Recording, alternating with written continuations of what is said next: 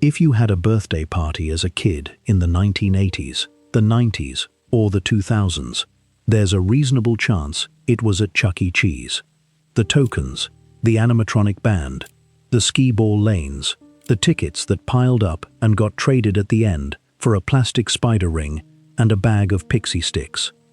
Chuck E. Cheese was not a restaurant in the way we usually think of restaurants. It was a specific American childhood ritual. You went there once a year. Your parents got the pizza. You played every game until the tokens ran out.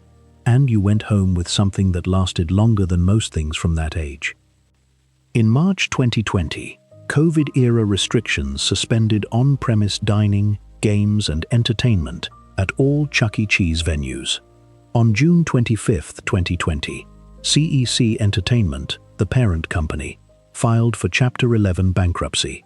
The company entered court carrying approximately $976 million in debt.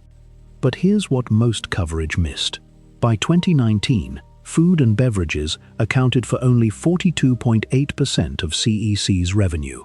Entertainment and merchandise accounted for 54.7%. Chuck E. Cheese was not a pizza company.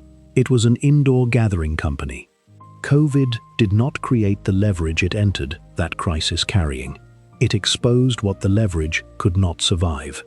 We'll come back to this. Nolan Bushnell opened the first Chuck E. Cheese's Pizza Time Theater in San Jose, California, on May 17, 1977. Bushnell had co-founded Atari and sold it to Warner Communications in 1976. Warner wasn't interested in the restaurant concept he'd been developing, a family destination that combined dining with arcade games and live animatronic entertainment, so Bushnell pursued it independently.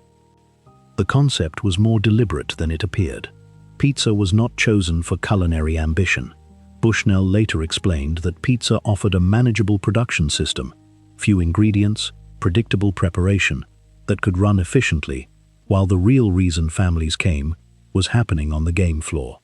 The original animatronic show, The Pizza Time Players, was not decor. It was the hook that made the place feel like somewhere worth going. The business model had three mutually reinforcing engines. Food gave parents a socially acceptable reason to bring children. Games generated high-margin spending after the family arrived. Birthday parties converted occasional visits into pre-booked, calendar-filling group events. That combination created something durable, predictable revenue from a captive customer base that returned on the same date every year. The chain expanded through the early 1980s, then collapsed with the 1983 video game crash. Pizza Time Theater reported a loss of more than $50 million in 1983 and filed for Chapter 11 on March 28, 1984.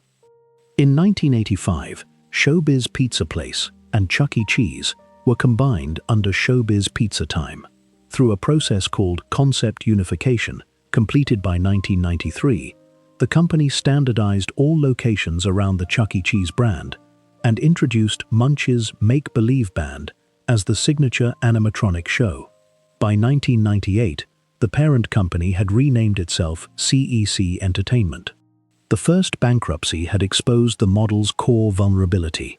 It required expensive real estate, constant game investment, and physical attendance. When attendance collapsed, the fixed costs did not. That vulnerability never went away. It just waited. In January 2014, Apollo Global Management announced it would acquire CEC Entertainment for approximately $54 per share, taking the publicly traded company private. The transaction was valued at approximately $1.3 billion, including the assumption of CEC's outstanding debt. Deutsche Bank, Morgan Stanley, UBS, and Credit Suisse provided the debt financing commitments. The deal closed in February 2014, with CEC operating 577 Chuck E. Cheese locations. In the joint press release, Apollo partner Scott Ross described the acquisition this way: "This transaction with CEC gives us the opportunity to partner with the proven leader in family dining and entertainment. Across the US, and increasingly around the world, the Chuck E. Cheese's brand represents quality, safe and fun family entertainment. CEC's own CEO, Michael Magusiak, told shareholders the deal recognized the value of CEC's global brand, strong cash flows, and growth prospects. Strong cash flows, growth prospects. That was January 2014. By the end of 2018, CEC carried approximately $978 million in outstanding debt. Apollo's 2014 acquisition had been financed with debt and included the assumption of CEC's existing obligations. And by 2019, that debt load had not meaningfully declined. In fiscal 2019 alone, CEC made $109.1 million in debt service payments, excluding certain lease-related and financing costs. That was $109 million that could not go to store renovation, game updates, or cash reserves. CEC's 2019 revenue was $912 million. The business was not failing. The birthday parties were still being booked. Entertainment and merchandise were growing as a share of the total. What was failing was the capital structure, the gap between what the company generated and what the debt consumed. By 2019, the debt load was a documented problem. In April of that year, Apollo announced a proposed merger with Leo Holdings, a special purpose acquisition company, or SPAC, that would take CEC public at an enterprise valuation of approximately $1.4 billion. The proceeds were specifically intended to retire approximately $300 million in debt. Apollo would have retained approximately 51% ownership.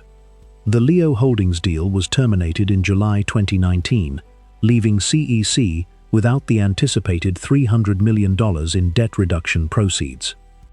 That termination is the hinge point of this story. 8 months before COVID-era restrictions suspended all on-premise activity at Chuck E. Cheese venues, Apollo had attempted to use a public offering to reduce CEC's debt load by $300 million. The attempt failed. When restrictions arrived in March 2020, CEC was carrying its full debt load, now against a business that depended entirely on families being physically present in a building, with food, games, and birthday parties. CEC reported that same-store sales had fallen 21.9% in the first quarter of 2020.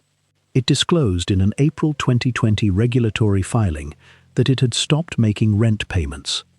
CEC employed approximately 16,400 people before the filing. During the shutdown, it furloughed most hourly employees and about 65% of support center personnel. The people working in those venues had no role in designing the company's debt structure. They bore the consequences of furloughs, reduced staffing, and store closures. COVID-era restrictions suspended on-premise dining, games, and entertainment at all CEC venues in March 2020. Delivery and takeout continued at many locations, but without the game floor, the birthday party bookings, and the experience that made Chuck E. Cheese what it was, those operations could not replace what had been lost. By 2019, 54.7% of CEC's revenue came from entertainment and merchandise. That revenue required a room full of children. Takeout pizza did not. The company attempted to generate revenue through a delivery-only ghost kitchen brand called Pasquale's Pizza and Wings, named for a longtime Chuck E. Cheese character. The brand drew criticism from customers, who said its relationship to Chuck E. Cheese was not clear. It was a strategically understandable response to an impossible situation, but it also illustrated the company's fundamental problem. The food had always been the supporting act. Without the floor, there was no product. On June 25, 2020, CEC Entertainment filed for Chapter 11 bankruptcy in the U.S. Bankruptcy Court for the Southern District of Texas. The company entered court with $975.7 million in face value debt outstanding, excluding lease obligations. In January 2014, CEC's CEO had told shareholders the company had strong cash flows and growth prospects. 6 years later, the company filed for Chapter 11 with nearly $1 billion in debt and a business model that required indoor gatherings in a year when indoor gatherings were suspended. The pandemic did not create the leverage. It exposed what the leverage could not survive. CEC Entertainment emerged from Chapter 11 on December 30th, 2020. The restructuring eliminated approximately $705 million in debt obligations. CEC emerged under new ownership, with a new board that included Joshua Akiatel of Monarch Alternative Capital. Apollo's equity stake was effectively eliminated. In April 2021, CEC raised $650 million through a private notes offering and established a $50 million revolving credit facility. The company continued operating with a reduced footprint. Approximately 537 U.S. locations in 2019 had shrunk to roughly 470 by 2025. Annual revenue recovered to approximately $1 billion by 2023. The $705 million eliminated in the restructuring was debt. The lenders who had provided it took losses. The people working in CEC's venues had no role in structuring the acquisition or the debt that financed it. They bore the consequences of furloughs, reduced hours, and store closures that followed when the leverage met a year it could not survive. CEC is not the only company this arc fits. Toys R Us entered its 2017 bankruptcy, carrying approximately $5 billion in debt from a 2005 leveraged buyout. Sports Authority followed the same structure. The debt-financed acquisition of a consumer brand, the constrained cash flow, the inability to invest, the collapse when conditions shifted.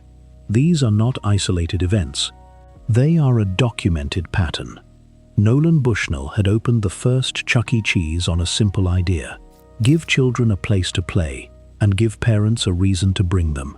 By 2019, that idea was generating $912 million in annual revenue. The debt load that accompanied 6 years of private equity ownership consumed $109 million of it in a single year, before a single game token was purchased or a single birthday party was booked. That is not investment, that is leverage. Now let's talk about this in the comments. Apollo acquired CEC in a debt finance transaction. In 2019, it attempted to use a SPAC merger to retire $300 million of that debt. The deal fell through. 8 months later, COVID suspended the on-premise business that generated the majority of CEC's revenue. The company filed for bankruptcy with nearly $1 billion in debt. Should private equity firms that finance acquisitions through debt, loaded onto the target company, face greater regulatory scrutiny when that debt prevents the company from surviving a disruptive event? Or does that risk belong entirely to the lenders who provided it? And second, the two people who publicly described this acquisition in January 2014 talked about strong cash flows and growth prospects. 6 years later, the company filed for Chapter 11. CEC went private in 2014, which significantly reduced the ongoing disclosures available to the public after that point. What should disclosure requirements look like when a PE firm takes a public company private through a leveraged buyout? Drop your answer below. Subscribe to Blunder. We cover the collapses they'd rather you forget.